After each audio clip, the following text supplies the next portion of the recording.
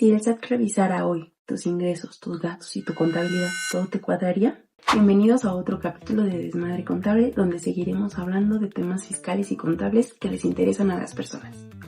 Muchas de ellas creen que por declarar o pagar impuestos ya todo va a estar bien con el SAT, pero desconocen de temas que pueden meterlos en problemas. Y hoy te voy a explicar 4 temas importantes. ¿Qué es la discrepancia fiscal?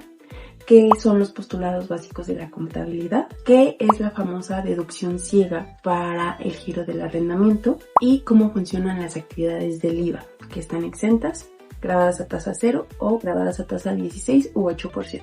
Así que si eres contribuyente, trabajador o emprendedor, quédate, que esta información te va a funcionar.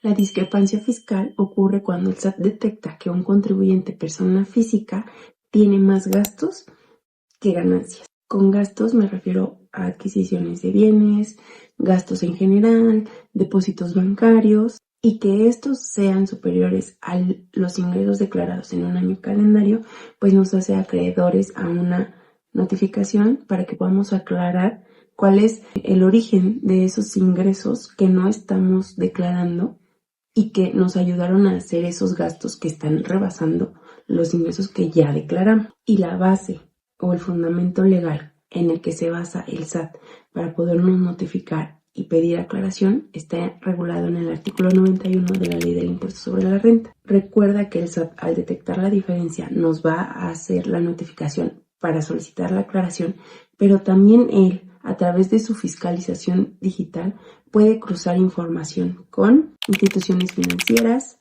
notarios públicos, las empresas que nos emitieron facturas, registros de propiedad y si tributamos en plataformas digitales, pues con esas plataformas.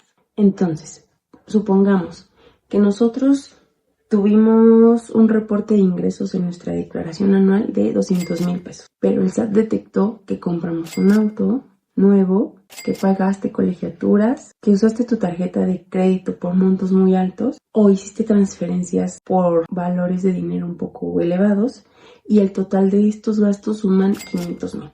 ¿De dónde salió ese dinero para alcanzar esos 500,000 pesos? Por eso es muy importante declarar adicional a los ingresos oficiales como los de vía nómina o los de nuestros negocios. Adicional a eso, declarar que tuvimos préstamos bancarios, donativos, alguna herencia o simplemente el ahorro de alguna inversión que estuvimos trabajando durante años. Porque todos estos ingresos pueden justificar de dónde proviene el dinero que gastamos. Recuerda, si no tenemos la capacidad de comprobar el origen de esos ingresos, el SAT puede considerarlo como un ingreso acumulable, es decir, un ingreso que va a causar un impuesto sobre la renta, determinarnos un crédito fiscal, aplicar actualizaciones y recargos, incluso imponernos multas. Y eso hablando en términos blandos con el SAT. Pero si el SAT determina que las cantidades son muy elevadas y que eso ya va más allá de simplemente aplicar una multa, puede irse a un juicio penal y acusarnos de defraudación fiscal. Esta defraudación fiscal, recuerda que está regulada en el Código Fiscal de la Federación y pues eso implicaría procesos judiciales e incluso penas de prisión. Ahora vamos a hablar de los postulados básicos, que es información más técnica, pero también muy importante. ¿Por qué? Porque nos ayuda al orden y control de la información financiera plasmada en la contabilidad.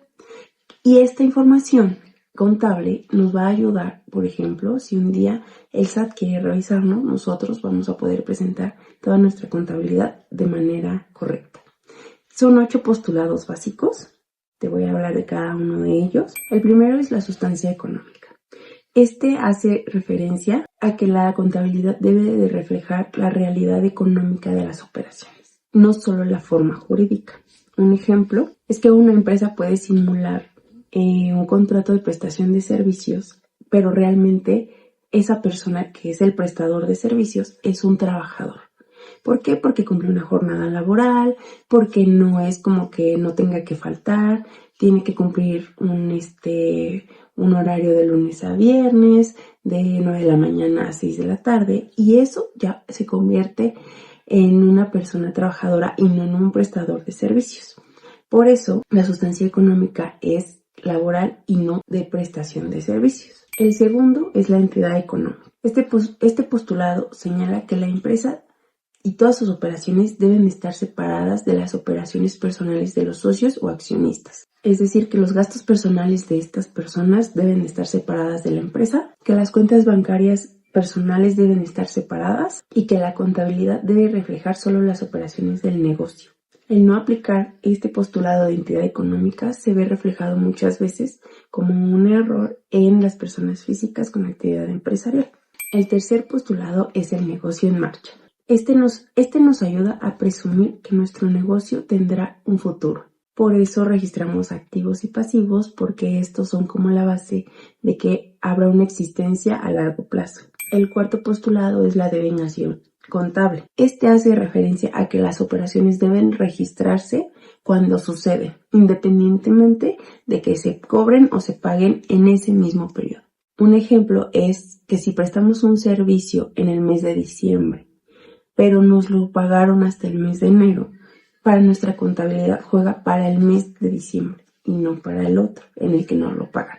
Esto ayuda a que tengamos más claridad en nuestros estados financieros y determinemos resultados como la utilidad o pérdida de manera más clara. El quinto postulado es la asociación de gastos y costos con ingresos.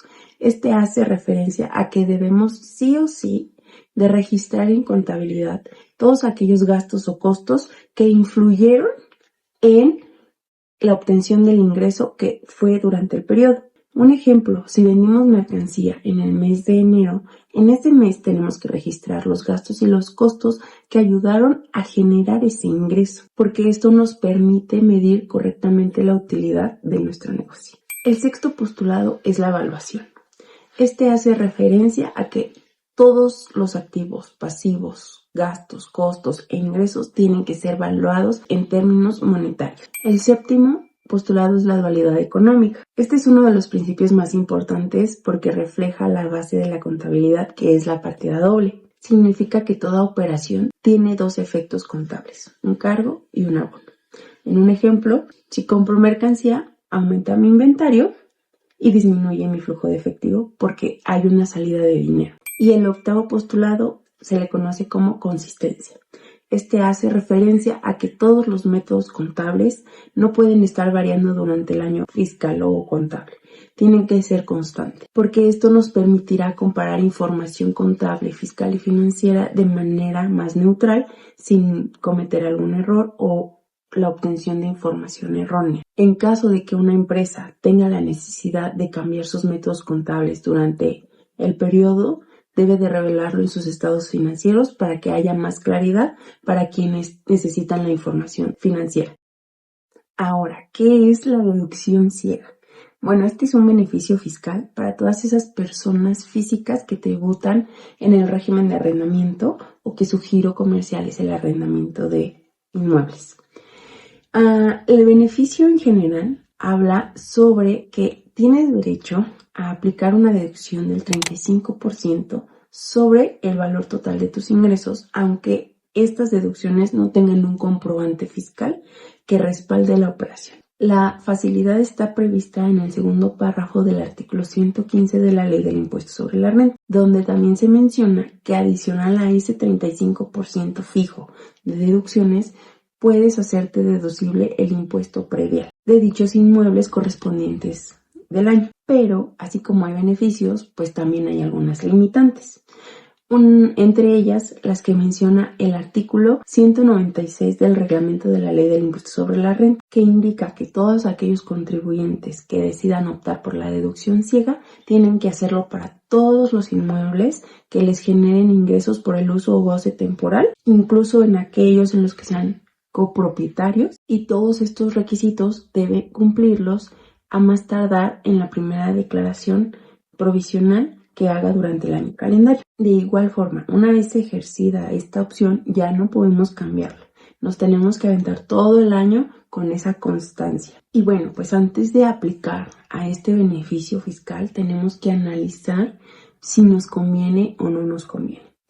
¿Qué vamos a analizar como contribuyentes? Si queremos simplificar nuestra contabilidad sin necesidad de hacer el registro total de todos los gastos que implica la actividad, si tenemos gastos menores o difíciles de obtenerlos con factura y por ende, pues como juegan para la operación, pero no va a tener factura. Si yo no aplico ese beneficio fiscal, pues no voy a poderlos utilizar a mi favor. Entonces, también si nos encontramos en una etapa de inversión y nuestros gastos y costos son elevados, entonces ahí tenemos que analizar si nos conviene aplicar ese 35% o mejor la deducción real.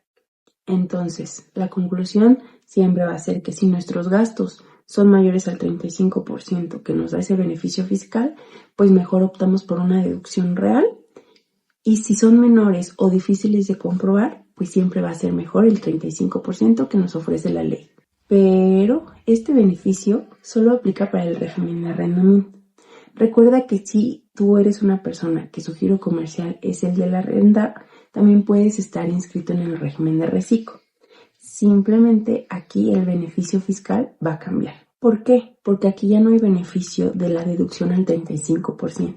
Porque recuerda que en el reciclo las personas físicas no aplican para deducciones. El beneficio fiscal en el reciclo es que solo pagarás impuesto por los ingresos en una tasa del 1 al 2.5%. Y también recuerda que si vamos a hacer arrendamiento para personas morales, la tasa de retención solo sería del 1.25%. Si estuviéramos en el régimen de arrendamiento, la retención sería del 10%. Y bueno, pues también ahí juega mucho el analizar qué nos conviene más. Si estar en el régimen de arrendamiento y aplicar el beneficio fiscal del 35% conocido como la deducción ciega, o aplicar la deducción real, o estar en el reciclo y solo pagar impuesto por los ingresos a una tasa que va del 1% al 2.5%. Ahora hablemos de por qué existe tasa 16%, tasa 8%, tasa 0% o las exenciones en el impuesto al valor agregado. Todas estas regulaciones las vamos a poder encontrar en la ley del IVA y bueno, pues como comentario importante, todas estas tasas no son arbitrarias, responden a situaciones políticas, económicas y sociales. Todas las actividades grabadas a la tasa 16% u 8% si nos encontramos en la región fronteriza del país, aplican a la mayoría de bienes y servicios porque son actividades comerciales, generan valor económico y no se consideran bienes esenciales. Todas estas actividades grabadas son la principal fuente de ingresos del gobierno. Ejemplos: la venta de ropa, servicios profesionales, la tecnología, restaurantes y el comercio en general. Las actividades a tasa cero tienen un poquito más de valor social y económico, porque buscan no encarecer a los productos esenciales o estratégicos, pero permite que a esos negocios puedan acreditar el IVA de sus gastos. Ejemplo: el sector primario, la agricultura, la pescadería, la ganadería. Toda la venta de estos productos es tasa cero, pero todos los gastos que genere esta actividad sí pueden ser a tasa 16, tasa 0, exentos, bla, bla, bla, pero sí podemos acreditárnoslos. Ese es un beneficio fiscal para no encarecer la producción de alimentos porque es un bien esencial. Otros son las exportaciones. Estas también tienen tasa 0 porque tienen el principio internacional de que la tributación o el pago de los impuestos debe ser en el país donde se consume. Entonces recuerda que exportar es cuando sale de México e ingresa a otro país. Otros productos que son a tasa cero son los alimentos y los medicamentos, porque así protegen el consumo básico de la población. Ahora, las actividades exentas de IVA. Aquí también busca proteger los derechos sociales y económicos de los contribuyentes. La diferencia es que todas aquellas personas que realicen actividades exentas de IVA no tienen derecho al acreditamiento de sus deducciones o gastos. Esto sucede porque se trata de sectores considerados públicos y esenciales. Ejemplos: la educación. La educación está exenta porque el Estado busca fomentar el acceso a la educación. Los servicios médicos están exentos porque se consideran un servicio que va de la mano con el derecho a la salud. El arrendamiento de casa-habitación es exento de IVA porque se busca que todos tengamos el acceso a la vivienda. Y bueno, hay actividades o giros empresariales que pueden tener no solo actividades exentas, no solo actividades grabadas, sino las dos. Y esto también está regulado en la ley del IVA, en el artículo 5b, donde menciona que debemos de aplicar un factor, para que con este factor determinemos qué actividades e ingresos tenemos a tasas grabadas y qué actividades tenemos como exentas. Con este factor podemos determinar qué tanto IVA de todos los gastos y las deducciones podemos acreditarnos. Este cálculo evita, en términos generales, que el contribuyente no se acredite IVA por ingresos que no juegan para eso. Y si te gustó este tipo de contenido donde explicamos temas fiscales, contables, de manera sencilla, házmelo saber y déjame en comentarios qué otros temas te gustaría que explicáramos. Yo soy Nayeli López y esto fue Desmadre Contable y nos vemos en el siguiente video.